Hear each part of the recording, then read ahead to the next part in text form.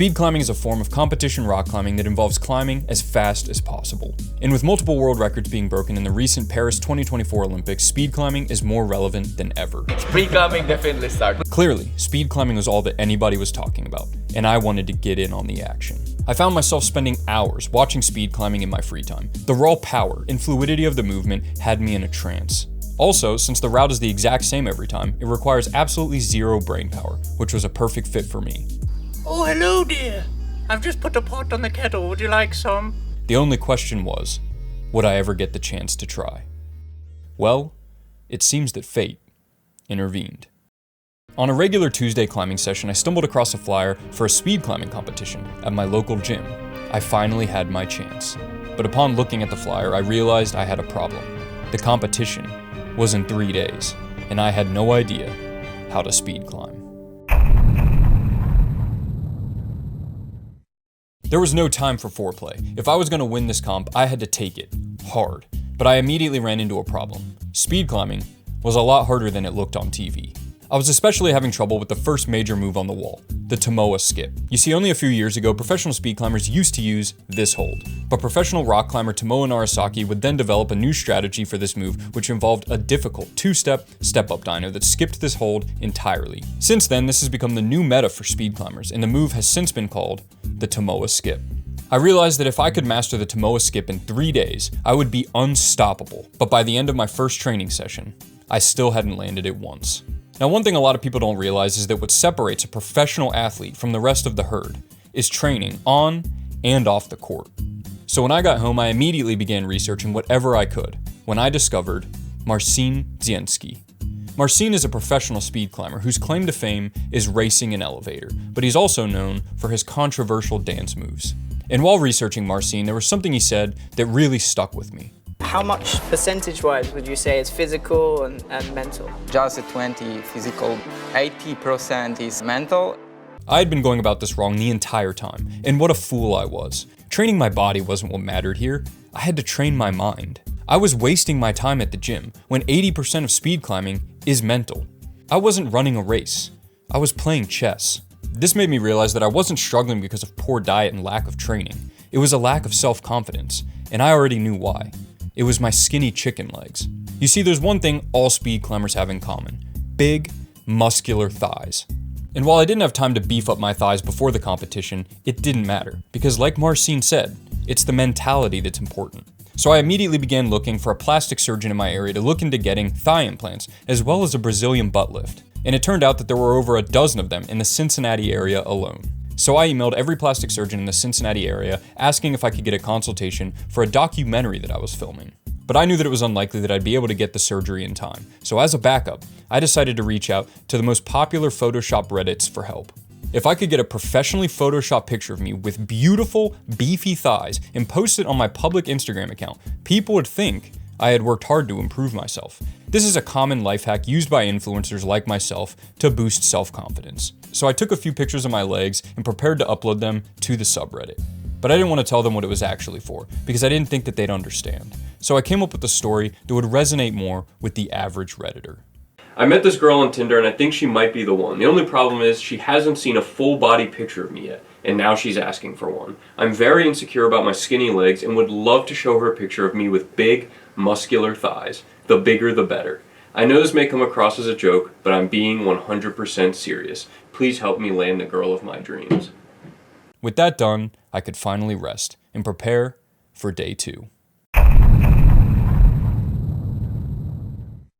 While I waited for a response from the plastic surgeons in Reddit, I decided that it was best for me to go back to the gym and practice the Tomoe skip.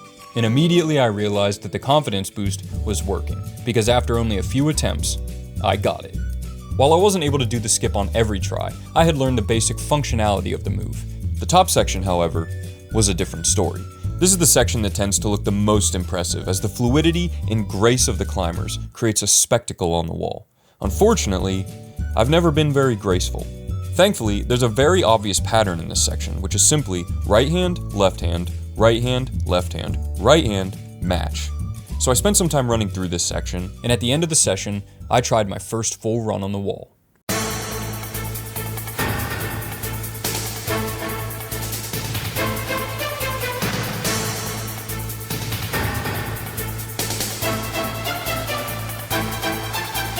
I did it. A full run with the Tomoa skip. I knew that I'd need at least a sub 10-second run to stand any chance of winning the comp, but with the prospect of artificially inflated thighs on the horizon, my confidence was on the rise. But when I returned home, I was troubled to discover that not one surgeon had responded to my email. And to make matters worse, it appeared that my post had disturbed some of the people on the Reddit. And the ones who did respond weren't taking it very seriously.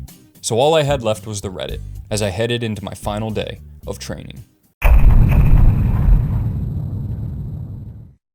My final day of training wasn't very exciting. I managed to lock down the Tomoa skip a bit more and was able to pull it off about 25% of the time. The top section was starting to feel a bit better, although I wasn't moving fast enough to get under 10 seconds like I wanted. I also did another full run at the end of my session, was able to get to the top in under 12 seconds. But none of this would matter if I didn't feel confident. And when I got home, Reddit had answered my plea. It appeared that my post had resonated with the hearts of some of the people on Reddit, and with a plethora of options available, I picked the one that made me feel the most confident and uploaded it to my Instagram. I even added a caption that let the whole world know how much work I had put in and what they too could accomplish if they could be more like me. I finally did it. I felt confident. The 80% mental was complete, and all I had to do now was wait for the comp.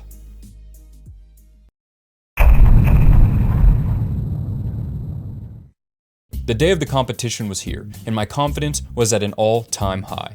Comments were flooding into my Instagram post, commending me on my incredible body transformation. I was ready. Upon arriving at the competition, I was a bit nervous when I saw just how many people had shown up, but with all my training and all the time I'd put into this, there was no way that I could lose. 3, 2, 1, go!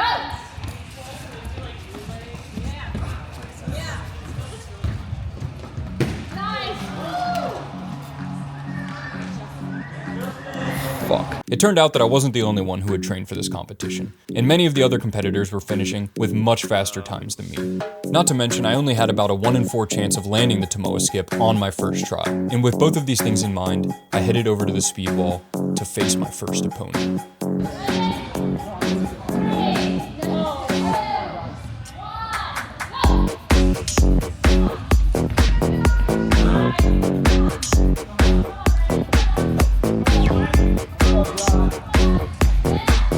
I did it. I landed the Tomoa skip and beat my first opponent. And I couldn't help but think as I slowly came down that auto belay that everyone was probably saying to themselves, hey, isn't that guy with the big legs I saw on Instagram? Wow, he's so fast and cool. But I wasn't out of the woods yet. My next opponent was Nick, a competition climber at the University of Cincinnati, and he was fast. So I stopped him for a moment before our race to find out a bit more about what I was up against. How long have you been speed climbing for? About 2 weeks. Hell yeah, what's your fastest time? 6.1 now, just got today. All right. It was worse than I had feared. Nick's best time was a 6.1, over 3 seconds faster than the time I had just gotten. And clearly Nick had a better plastic surgeon than me because his confidence was at an all-time high. So all I could do as I head into the next race was pray that I landed the Tomoa skip one more time. Oh no!